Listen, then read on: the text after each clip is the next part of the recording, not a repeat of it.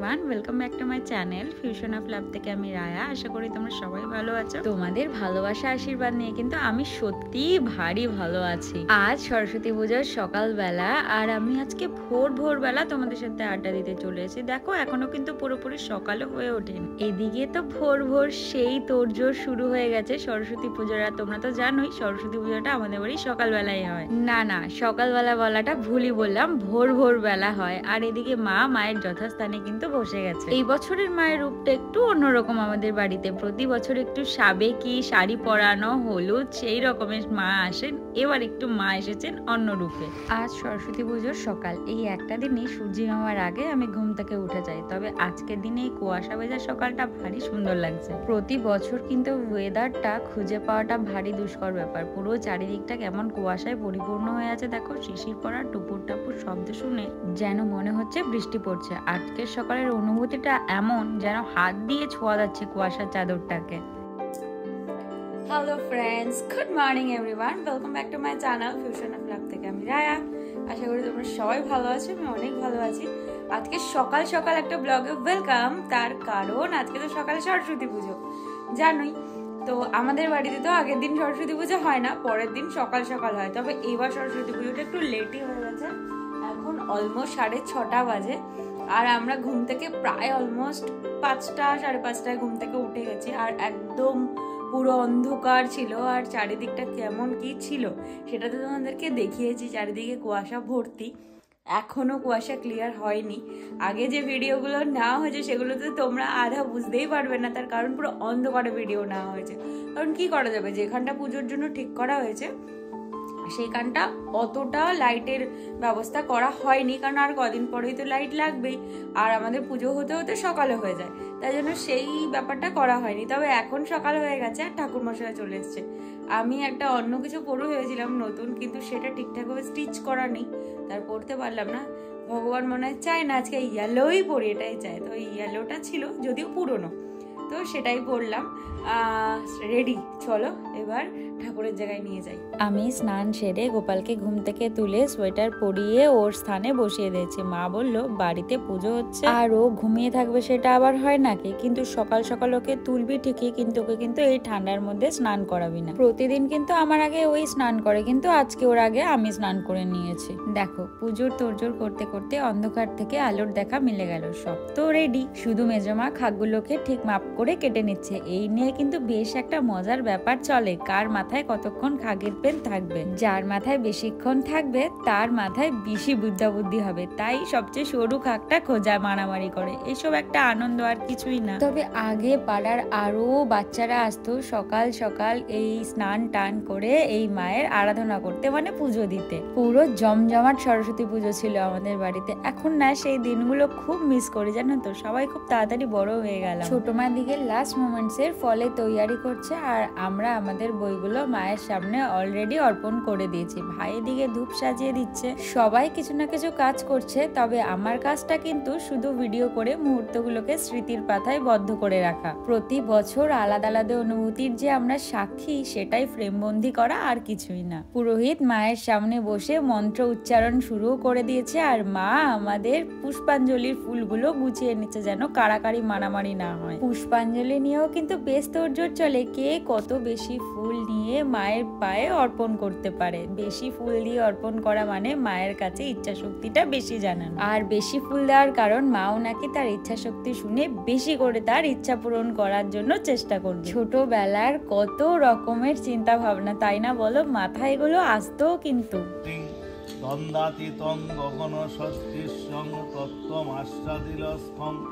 একং নিত্যং বিমলমচলং সর্বদা শাস্তিভূতং ভাবাতীতং। ব্যাস, কাকা এসে গেছে। প্রতি বছর কাকার একটাই কাজ, ঘন্টা বাজানো। আর ঘন্টাটা বাজায়ও এত অপূর্ব সুন্দর করে। সবাই এবার শান্ত মনে মায়ের পুজোর সামনে বসে নিজেদের মনস্কামনা জানাবে। আজ মায়ের কাছে যে কত ইচ্ছা শক্তি ঝুলি জমা পড়বে, গুণে সেটা শেষ করা যাবে না। চলো পুষ্পাঞ্জলি শুরু হবে, এবার পুষ্পাঞ্জলি দেওয়ার পালা। আর সরস্বতী পুজোটা হচ্ছে অল্প সময়ের পুজো, আর পুরোহিত কতক্ষণ বসে পুজো করবে। আজকের দিনে এবারই ওবারই দৌড়ে বেড়াবে শুধু। আবার হবে, আবার হবে, আবার হবে। বিদ্যা বিদ্যা বিদ্যা অঞ্জলি অঞ্জলি অঞ্জলি জয় জয় জয়। সে মনে হচ্ছে আগে আগে ওই যে নাড়ু নাড়ু একটা সামনে মোদক রেখে হ্যাঁ কত মানুষ আসতো। হ্যাঁ হ্যাঁ শুক্লারা থাকতো, কত লোক ছিল, এখন সব চলে গেছে, যায় না না, এখন সবাই সব বড় হয়ে গেছে না, আগে তো ছোট। তারপরে বইয়ের একদম ঢল ছিল। এটা হলে পরে আরো বুড়া বৈষ্ণবী আবার হয়ে যাবে অনেক। আর বুড়ো বৈষ্ণবী এখানে কোথায় থাকবে? সবার বাড়ির বুড়ো বৈষ্ণবী হবে, এই বাড়ির বুড়ো বৈষ্ণবী আর নেই। এই বাড়িতে একটা দুটো এখন কটা টিম তৈরি করে সেটা ওই বাড়িতে ঘর করে দিলে ওরা থেকে যাবে।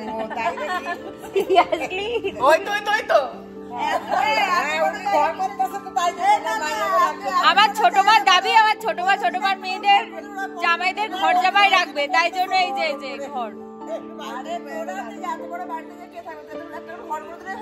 ও একটা করে ঘর করে দিয়ে আমরা থাকবো, তাই তো?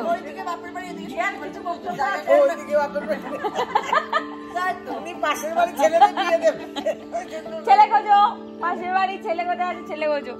আমাদের পুজো কমপ্লিট হয়ে গেছে। এখন প্রসাদ খাওয়ার পর এখন প্রসাদ ডিস্ট্রিবিউটও করা হয়ে গেছে। এখন চলবে আমাদের বাড়ির সমস্ত রকম কাজকর্ম। আর তোমাদের সবাইকে সবাইকে সবাইকে ছোট থেকে বড় সবাইকে জানাই সরস্বতী পুজোর অনেক অনেক অনেক ভালোবাসার অনেক অনেক শুভেচ্ছা।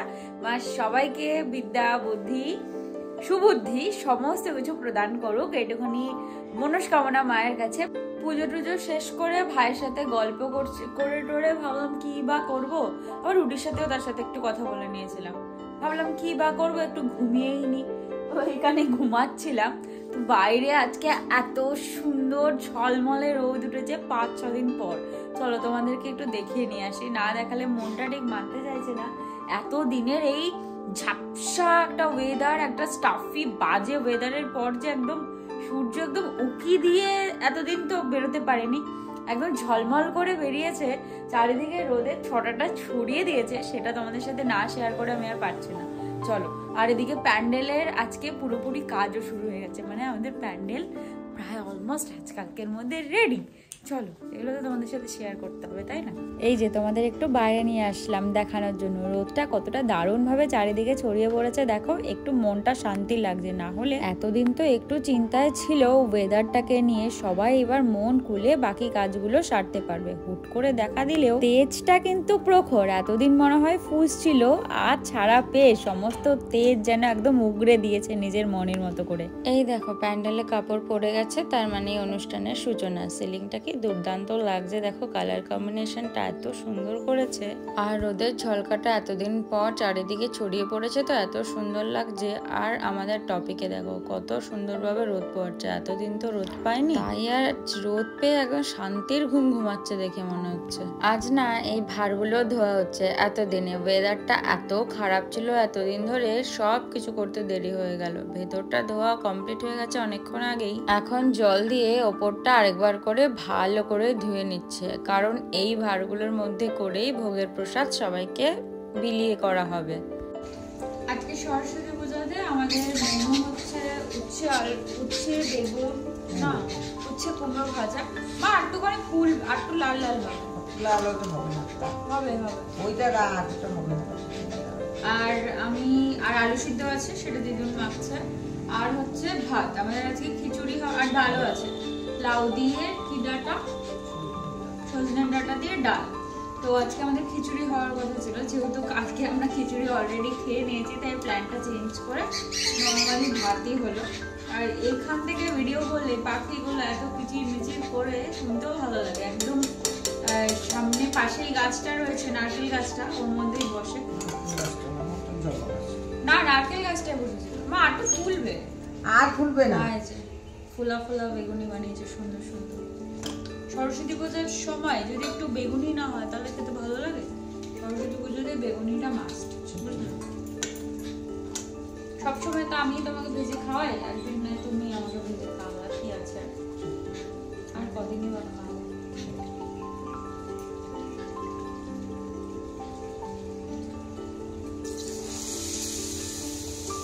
একটু করি, এইগুলো তো তুমি করবে।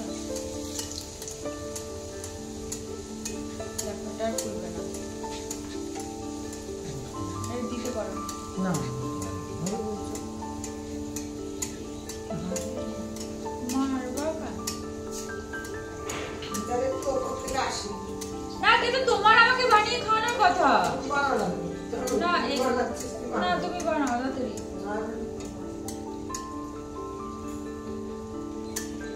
খিচুড়ি বেগুনি হলে ভালোই হতো, কিন্তু সেটা তো আর হলো না। কিন্তু বেগুনি একটু ফুলকো ফুলকো হবে, খেতে আমার ভালো লাগে। এই যে গরম গরম বেগুনি ভাজা কমপ্লিট। এখানে বেগুনিগুলো খুব সুন্দর ফুলেছে, এই দেখো। সেটা তোমাদের দেখালাম, বেগুনিগুলো খুব সুন্দর ফুলেছে আর নাকি খুব ক্রাঞ্চি ক্রাঞ্চি খেতে হয়েছে। আমি খাইনি, মা খেয়ে বললো। তো দিদুন গেছিল একটু গাছ থেকে লেবু ছিঁড়তে, কারণ আমাদের বাড়ি কাগজি লেবু, গন্ধরাজ লেবু সব রকমই আছে। ওগুলো ছিঁড়ে নিয়ে আসলো খাওয়ার জন্য। আর এখানে থাকার এই একটাই সুবিধা, যখন যা ইচ্ছা করে টুক করে গিয়ে ছিঁড়ে নিয়ে আসো, খাওয়া যায়। আর এই সময় একটুখানি লেবু দিয়ে মানে গরম গরম ভাত, বেগুনি দিয়ে, ডাল দিয়ে, আলু সিদ্ধ দিয়ে, ও জাস্ট একদম সরস্বতী পুজোর দুপুরটা জাস্ট জমে যাবে। যদিও একটু মন খারাপ, কারণ ঘুরতে যেতে পারলাম না। আর এই সময় খিচুড়ির গন্ধটা একটু বেশি আসে, মানে মনটা তো খিচুড়ি খিচুড়ি করছে সরস্বতী পুজো বলে। কিন্তু যাই হোক, সেটাকে দূরে সরিয়ে রেখে এই বেগুনি, আলু সিদ্ধ, ডাল, ভাত আর লেবুর সাথে সেটা দিয়ে একটু মনকে মানে আর কি। চলো খেতে যাই একটা।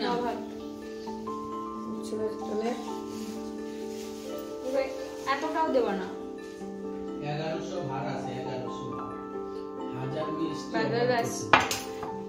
আর একটুখানি না, এটাও আমার জন্য বেশি।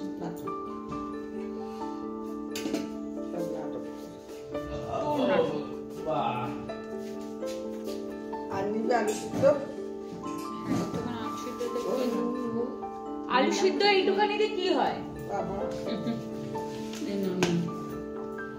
আমি তো আলু সিদ্ধ দিয়ে, কুমড়ো দিয়ে, উচ্ছে দিয়ে সব একসাথে মিক্স করে। তুমি খাবো, খেয়ে দেখো একটু কত সুন্দর লাগে। উচ্ছে দিয়ে তো লাগবে না, কিন্তু কুমড়োটা একটু সিদ্ধ হতো দিদি, কুমড়োটা ভাজা হয় না। চলো দুপুরে লাঞ্চটা কমপ্লিট করি। তো লেবু নিয়েছিস? ইয়েস, এই লেবুটা বাড়ির গাছের লেবু। এটা কি গন্ধরাজ লেবু? কাগজি লেবু। গন্ধরাজ লেবুগুলো হয়নি? ঠাকুরের বানিয়েছে না, আমাদের গাছে আছে না। না, এনেছে ঠাকুরের জন্য। ও গাছ ফাঁকা করে ঠাকুরের জন্য নিয়ে আসা হয়েছে। ঠাকুর নেবে না, আমরা খেলেই ঠাকুরের খাওয়া। তাই না? তাহলে ঠাকুরের তাহলে দেওয়া হয় কেন? তার আয়োজন কিসের জন্য? ওই যে আমরা খাবো তাই। সেটা করছি কি? এই জায়গাটা তো বড় রাখার দরকার হয়, কারণ এখানে যে ওই সবজির ওটা রাখে। আর ভোগের ঘরটাও রেডি হয়েছে, তবে আমাদের ভোগের ঘরটা এবার দেখে মনে হচ্ছে একটু ছোট, মানে লম্বায় বড় কিন্তু সাইডে ছোট। এই জায়গাটা অনেকটা জায়গা স্পেস রেখেছে, এখানে এতটা স্পেস থাকে না কোনোবার, স্পেস রাখা হয়েছে। তবে আমাদের এবার প্যান্ডেলটা একটু বড় করা হয়েছে, এটা হচ্ছে কথা। আর এখানে তো তরকারি কাটাই হবে, এখানে এই জায়গাটা ওই জন্যই করা হয়। এই জায়গাটা একটা ব্লক করে দেওয়া, এখনো পুরো প্যান্ডেলটাতে কমপ্লিট হয়নি। তবে আমাদের গাছের ফুলগুলো কিছুই আর থাকবে না। আর এখনও এই জায়গাটা করা হয়নি, এই জায়গাটা হয়তো কাল পরশু করা হতে পারে। উনানটা করা হয়নি, উনানটা মাপ দিই যতক্ষণ না মানে ওই কড়াই না আসে, কড়াই না আসে ততক্ষণ না পর্যন্ত এটাও করা যাচ্ছে না। আর কাঠ তো তোমরা দেখেইছিলে, কাঠ সব এখানে এনে রাখা হয়েছে, কারণ এখানে তো রোদটা পড়ে। এতদিন তো একদমই মানে ভেজা ভেজা ওয়েদার ছিল, তোমাদের দেখিয়েছিলাম। তো কাঠগুলো এখানে আনাতে একটু রোদটা, যেহেতু এইদিকে রোদটা পড়ে, এখানে কাঠগুলো একটু শোকাবে বেশ ভালো। মানে ওই যে বলে না, ওই যে আবারও একই কথাই, ভগবানেরটা ভগবানই করিয়ে নেয়, সেটাই। কারণ এই 5 দিনের ওয়েদারের পর হঠাৎ করে এতটা সুন্দর রোদ উঠবে আমরা কেউ ভাবতেও পারিনি। আর রোদটা যথেষ্ট কড়া, আমাদের এখানেই রোদটা গায়ে লাগছে, গরম লাগছে লিটারালি। আর রুড়িদের ওখানে রোদের কি অবস্থা হবে ভগবানই জানে, মানে রোদে একদম কি বলবো। আজকে যারা ঘুরতে বেরিয়েছে, ম্যাক্সিমাম লোকই ঘুরতে বেরিয়েছে, আজকে যারা ঘুরতে বেরিয়েছে তারা তো ছেড়েই দাও, মানে গরমে একদম অবস্থা খারাপ হয়ে যাবে। কিন্তু তবুও এই ওয়েদারটা ভালো, কালকে যা ওয়েদার ছিল তার থেকে যথেষ্ট ভালো। এইটুখানি রোদ একটু দরকার, তবে রোদের তেজটা অনেকটা বেশি, এতটা তেজটা বেশি না থেকে একটু কম তেজ হলে ভালো হতো। তো মা আর দিদুন এখন যাবে হচ্ছে মামা বাড়ি, কারণ দিদুনকে কালকে দিদুন বলে পাঠিয়েছে যে দিদুনকে আর্জেন্টলি একটু যাওয়ার জন্য, কেন জানি না, মা আর দিদুন একটু যাবে। মানে এটা তো মার মামি, তাই সেই হিসাবে আমার মামি দিদুন, কিন্তু মার নিজের মা যে দিদুন তাকে আজকে এখন দেখতে যাবো। আর আমি বাড়িতে থাকবো আর বাবাও থাকবে। হ্যাঁ, তবে আমি বাড়িতে নাও থাকতে পারি, আমার আজকে একটু কাঁচরাপাড়া যাওয়ার আছে, কারণ তুলসীর যে আমাদের শাড়ি হয়, তুলসীর শাড়িটা কিনতে যাব। কারণ ওই শাড়িটা আগের বছর মণি পরে আইবুড়ো ভাত খেয়েছে, ওটাকে দিয়ে দেওয়া হয়েছে। এবার এইটা পরে রেখে দেওয়া হবে, যবে আমার ডেট আসবে তবে আমিও ওইটা পরেই আইবুড়ো ভাত খাবো, এরকমই প্ল্যানিং আছে। তো চলো এখন ঘরে যাই। এই দেখো, এবার আমাদের বাড়ির ড্রামটাও আগে ভাগে নামিয়ে রাখা হয়েছে। আসলে একটা অনুষ্ঠান বাড়িতে ড্রামটা নিয়ে যাওয়া হয়েছিল, তাই আর বেকার বেকার তোলা হয়নি। আমাদের তো আর 2-3 দিন পরেই লাগবে, আর ভালো করে ধুয়েও রাখতে হবে, কারণ এই ড্রামের মধ্যেই তো খিচুড়ি স্টোর করে রাখা হয়, তোমরা তো দেখেইছো। তবে একটা চিন্তার বিষয় কি বলো তো, দাদু না সবকিছু এত ভালো করে রেডি করে গুছিয়ে রেখে গেছে, তাই আর না বাবা কাকাদের কখনো টেনশন করতে হয় না এই জিনিসপত্র নিয়ে। দাদু মনে হয় জানতেন যে দাদুর মতো করে তার ছেলেরা অনুষ্ঠানটাকে এগিয়ে নিয়ে যাবে, তাই আর হেডেক না দেওয়ার জন্য সব গুছিয়ে রেখে গেছেন আগের থেকে। এই দেখো, খাওয়া দাওয়া কমপ্লিট করে একটু বাইরে আসলাম, আর মোটামুটি এই সাইড টাইডে সমস্ত প্যান্ডেল কমপ্লিট হয়ে গেছে। যে সাইডে কাপড় লাগিয়ে দিয়েছে, শুধু এই জায়গাটাই রেডি করেছে, এখানেও কাপড় লাগিয়ে দিয়েছে। কিন্তু একটা কথা হচ্ছে, এই যে কাপড়গুলোকে তুলে রাখা হয়েছে তার একটা কারণ আছে, সেই কারণটাও তোমাদের সাথে একটু শেয়ার করি। কারণটা হচ্ছে কুকুর যেন আছড়ে না দিতে পারে। এইটা যতদিন না আমাদের অনুষ্ঠানটা হবে ততদিন এরকম করে তোলাই থাকবে। যেই দিন অনুষ্ঠান তার ঠিক আগের দিন এগুলো ঠিকঠাকভাবে নিচটা, আগের দিন না, যেদিন অনুষ্ঠান সেদিন সকালবেলা এই নিচটা পুরো ব্লক করা হয়, তার আগে অবধি এরকমই থাকে। আর কালকের থেকে আমাদের বাড়িতে তো সবাই একসাথে খাওয়া দাওয়া হবে, তাই জন্য কালকের থেকে রান্না হবে এইখানে। কালকের থেকে, কালকে পিরা সব আমাদের সাথে খাবে, সমস্ত কিছু কালকের থেকে আরও তোড় জোরে শুরু, আর 2-3 দিনই বাকি আছে।